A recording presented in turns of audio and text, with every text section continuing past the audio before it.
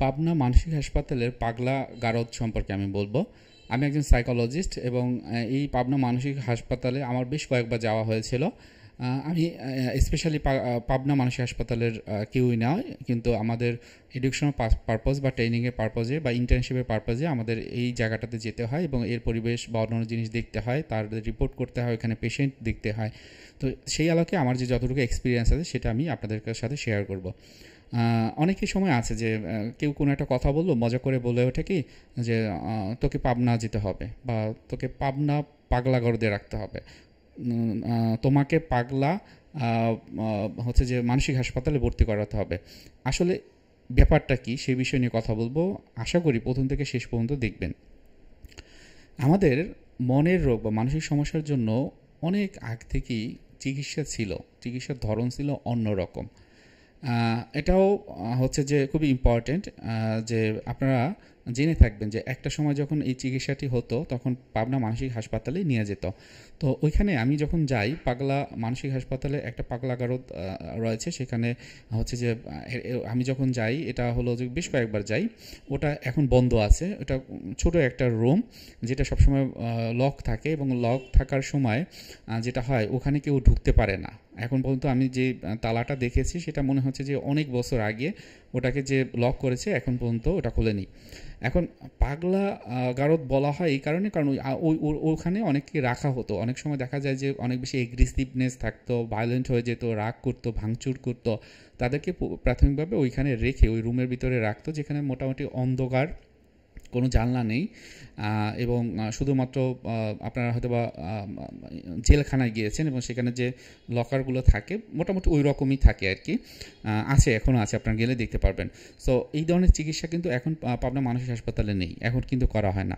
আপনারা যদি এখন যান তাহলে দেখবেন বড় বড় বিল্ডিং উঠে গিয়েছে, সেখানে অসংখ্য মানুষ তাদের মানসিক স্বাস্থ্যের যে চিকিৎসা সেটা কিন্তু নিয়ে থাকে।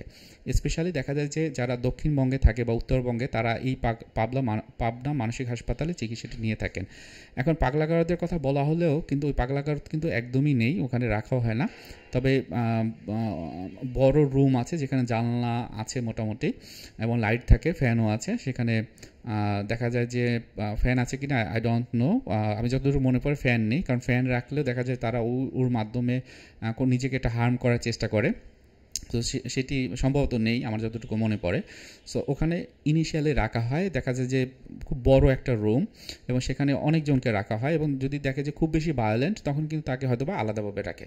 সো এখন চিকিৎসাটা হয় হলো এখানে সাইকাটিস্টরা রয়েছেন এবং আপনারা ওখানে গেলেই দেখতে পারবেন পরিবেশটা খুবই ভালো এবং সেখানে দেখা গিয়েছে আলাদা আলাদাভাবে মেল অর আছে, মানে পুরুষদের আলাদাভাবে রাখার এরকম সেপারেট জায়গা আছে, মেয়েদের ক্ষেত্রে সেপারেট জায়গা আছে এবং দেখা যায় যে এই যে বিষয়গুলো যার মানসিক সমস্যা হয় সেক্ষেত্রে আবার যারা ড্রাগ অ্যাডিক্টেড তাদের জন্য আলাদা আছে, যাদের ভিতরে সিজোফেনিয়া আছে এদেরও মোটামুটি আলাদা আলাদা করেই রাখে।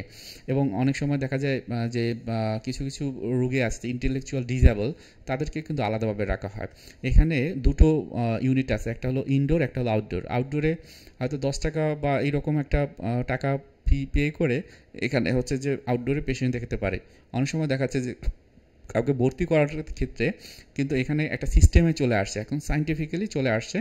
আপনি ওই টিকিটটা কাটবেন আউটডোরে, ওষুধের চিকিৎসা যদি পাবনা মানসিক হাসপাতাল থেকে আপনি যদি ওষুধের চিকিৎসাটি নেন এবং সেই ক্ষেত্রে যদি মনে হয় যে বাসায় নিয়ে আপনি খেতে পারবেন তাহলে তারা ওইভাবেই আপনাকে চিকিৎসাটি করে।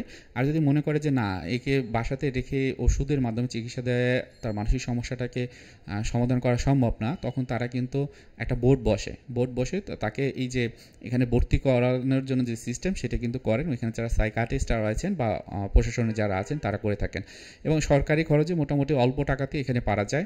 অনেকের প্রশ্ন থাকে যে অল্প কোথায় টাকা, আসলে সরকারিভাবে এর থেকে কম আপনি কোথায় পাবেন বলেন? বেসরকারিতে ভর্তি হতে গেলে অনেক টাকা খরচ হয়, ওখানে রাখতে থাকা খাওয়া খরচ, ওষুধের চিকিৎসা, তারপর হচ্ছে যে যারা সাইকোলজিস্ট বা সাইকিয়াট্রিস্ট থাকে তাদের এই ধরনের কিছু বিষয় থাকে। তবে একটা বিষয় হচ্ছে যে এখানে আমি যতদূর জানি কাউন্সেলিং বা ক্লিনিক্যাল সাইকোলজিস্টের কোনো পোস্ট এখন পর্যন্ত তৈরি হয়নি, অর্থাৎ কাউন্সেলিং বা সাইকোথেরাপিটা যেটা খুবই গুরুত্বপূর্ণ আমাদের মেন্টাল হেলথের জন্য। তো এই জায়গাটাতে এখনও হয়তো বা এটা তারা প্রসেসে রেখেছে, যে ভবিষ্যতে হয়তো বা এই সাপোর্টটা পাবে, কিন্তু আপনার সাইকিয়াট্রিক যে ট্রিটমেন্টটা সেটা এখান থেকে পেতে পারেন। আমি যখন যাই ইন্টারেস্টিংলি আমার একটা এক্সপিরিয়েন্স হয় যে ওখানে যারা থাকে, এই যে মানসিক হাসপাতালের জন্য অনেক সময় তারা সর্দি কাশি জ্বর হলেও তারা এখানে যায়। এটা আমার ওখানে যারা রুগী আছেন তাদের কাছে আমি জিজ্ঞেস করি যে আপনি কিসের জন্য আসেন, তখন তারা এই ধরনের কথা বলে। এবং যেহেতু তারা একজন মেডিকেল ডক্টর, যারা সাইকিয়াট্রিস্ট থাকেন, তারা কিন্তু এই ধরনের যে সার্ভিসগুলো বা চিকিৎসা কিন্তু তারা এখানে প্রোভাইড করে থাকে। সো এই আর কি, আপনাদের মেইন উদ্দেশ্য ছিল যে পাবনা মানসিক হাসপাতাল আসলে পাগলাগারদটা নেই, এখন ওখানে রাখা হয় না, সায়েন্টিফিক্যালি এখানে চিকিৎসা দেওয়া হয়। আপনারা যদি মনে হয় যে আপনার কাছাকাছি, সেক্ষেত্রে আপনারা এখান থেকে চিকিৎসাটি নিতে পারেন খুব সহজে। সো এই পর্যন্ত ভিডিওটি রাখছি, পরবর্তীতে হয়তো আরও কোনো বিষয় নিয়ে আবার কথা হবে। ধন্যবাদ। এবং আপনি যদি আমার চ্যানেল নতুন হয়ে থাকেন, সেটা তো আমি বলবোই যে আপনি চ্যানেলটি সাবস্ক্রাইব করে রাখবেন।